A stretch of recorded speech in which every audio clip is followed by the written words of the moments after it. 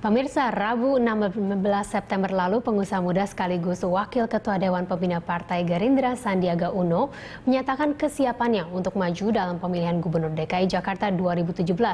Pernyataan tersebut menambah keragaman calon penantang Gubernur Basuki Cahayapurnama atau Ahok yang hingga kini menyatakan akan kembali maju lewat jalur non-partai.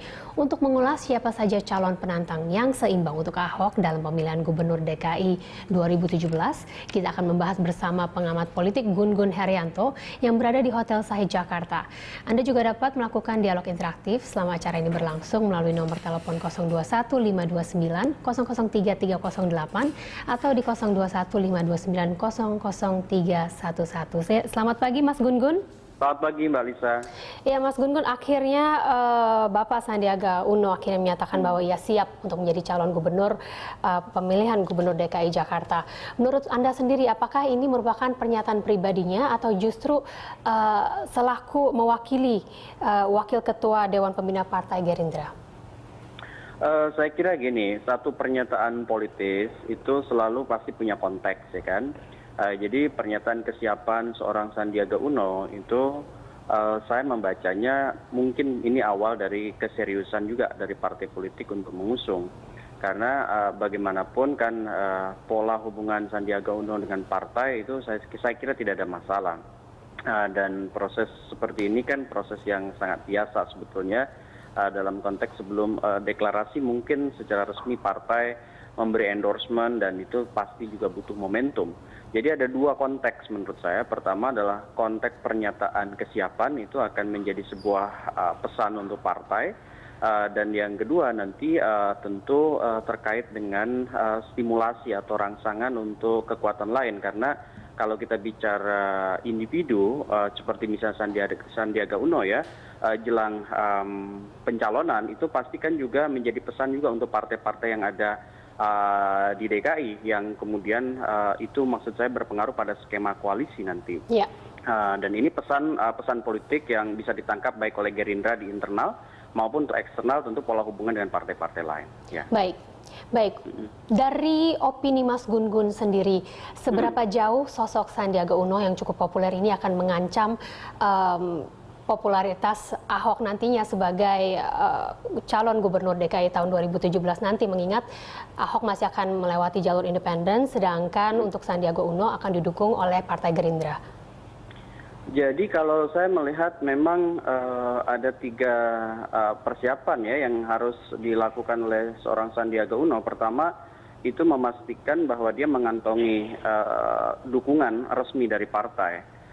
Dan ini masih butuh semacam kepastian bahwa Sandiaga Uno didukung oleh partai politik yang bersangkutan. Kemudian yang kedua itu harus ada kemampuan juga untuk melakukan jejaring di basis akar rumput.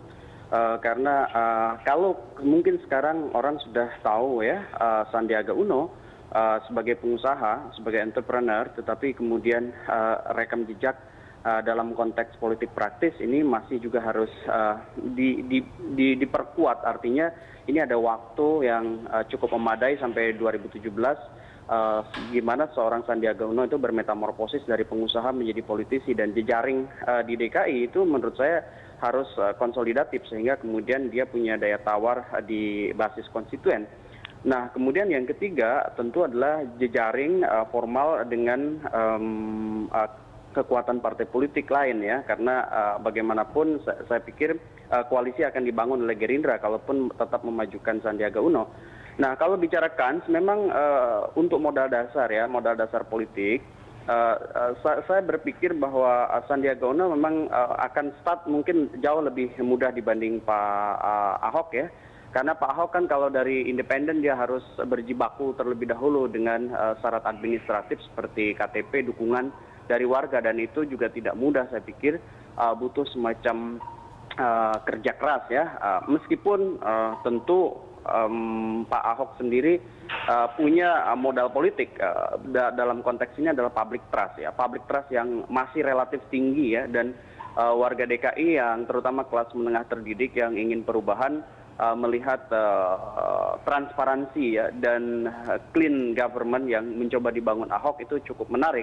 Meskipun dalam beberapa hal misalnya juga punya titik lemah seperti misalnya gaya komunikasi politik yang kerap kali verbal agresif ya. Ada dua kecenderungan sifat agresi. Pertama kesukaan berdebat dan yang kedua adalah biasanya menyerang ide, nalar, gagasan termasuk juga kadang-kadang kehormatan orang lain. Nah, itu juga mungkin bisa menjadi kelemahan politik ya. Ya, Mas Gun-Gun, tapi meskipun Anda tadi telah mengatakan bahwa Ahok memiliki banyak pendukung, tapi di sisi lain Ahok pun memiliki banyak sekali oposisi ya, begitu. Menurut Anda sendiri, apalagi saat ini Ahok banyak sekali pernyataan-pernyataan yang kontroversial seperti usulan pembubaran IPDN dan juga larangan penjualan hewan kurban di trotoar. Apakah ini adalah momen yang tepat bagi lawan-lawan politik yang untuk mengusung calon gubernur 2017? Iya, ada plus minus dan kalau kita bicara sisi lemah untuk kemudian melakukan attacking campaign gitu dengan menyerang Ahok ya, salah satunya adalah mengonsolidasikan mereka yang seringkali mungkin dibuat sakit hati oleh Ahok ya. Nah, tetapi saya melihat sih sebenarnya sumber daya politik Ahok dalam konteks public trust di DKI terutama di masyarakat menengah terdidik dan mungkin juga orang-orang yang menginginkan adanya satu proses perubahan jauh lebih cepat ya ada di Ahok, tetapi kemudian juga bukan berarti Ahok tidak punya banyak kelemahan ya. Proses pembangunan dan proses kebijakan yang dia ambil sampai hari ini kan juga banyak mengecewakan juga banyak pihak ya, terutama misalnya dalam konteks pola hubungan politik ya. Maksud saya pola hubungan yang lebih didasari pola komunikasi politiknya. Nah, figur-figur seperti Sandiaga Uno ataupun figur lain yang akan maju, misalnya siapapun dia, minimum pertama harus punya prasyarat minimum elektoral ya, dalam konteks pertarungan elektoral, misalnya seperti tingkat keterpilihan, kemudian tingkat penerimaan, tingkat popularitas dan tingkat kesukaan atau likabilitas. Jadi 4 modal itu harus kemudian dikantongi oleh kandidat ini, dan yang paling modal dasar yang juga harus ada di kandidat lawan Ahok adalah dia yang punya track record bersih gitu ya. Dan itu bisa menjadi semacam penyeimbang dari brand politik Ahok yang sekarang itu dibaca oleh publik mencoba untuk membangun semacam good governance dan transparansi dalam konteks penyelenggaraan pemerintahan. Selain itu figur-figur muda itu juga menurut saya akan menjadi posisi yang menarik dalam konteks head to head dengan Pak Ahok. Karena kalau misalnya Pak Ahok sekarang kan representasi politisi muda ya, dan kalau lawannya muda tentu itu juga menjadi entry yang seimbang begitu ya. Ya, entry yang menarik ya bagi pertarungan begitu ya. Betul sekali Mas Gun-Gun. Seperti kita tahu bahwa banyak sekali nama-nama yang muda seperti Ridwan Kamil, Tantowi Yahya, Jaksa Daud, dan terakhir ini Sandiaga Uno. Memang saat ini apakah ini ciri-ciri pimpinan idaman begitu saat ini?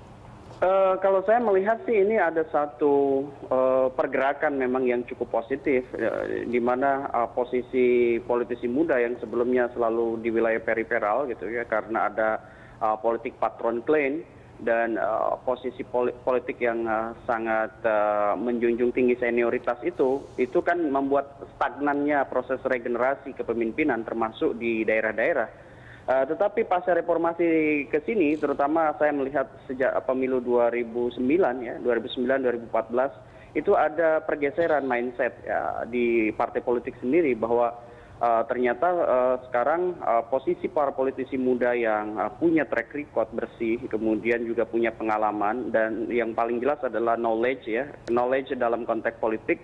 Karena mereka juga rata-rata berbackground aktivis atau kelompok profesional, ini sebenarnya menjadi daya tawar menarik gitu bagi partai juga karena apa? Dalam konteks market konstituen ya, dalam konteks market pemilih itu ternyata juga cukup mendorong yang disebut dengan orientasi perubahan perilaku memilih dari warga masyarakat. Ya. Hanya masalahnya muda aja tidak cukup. Jadi bukan hanya soal usia, tetapi juga rekam jejak yang memadai. Contohnya misalnya dia tidak instan dalam proses dalam proses kandidasinya. Contoh misalnya dia masuk dulu ke partai politik, kemudian di situ ada proses intensitas kerja-kerja politik di partai, baru kemudian step ketiga yang disebut dalam proses distribusi dan alokasi orang ke sejumlah jabatan Baik, termasuk Mas Gun Gun menjadi kepala Herianto. daerah. Begitu. Ya, saya sudah menangkap poinnya.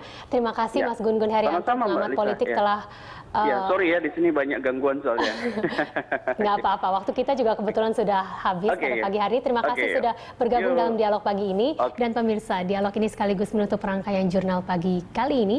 Anda bisa mengirimkan informasi dan saran kepada kami lewat email di news@berita1.tv atau follow kami via Twitter, Facebook, dan YouTube.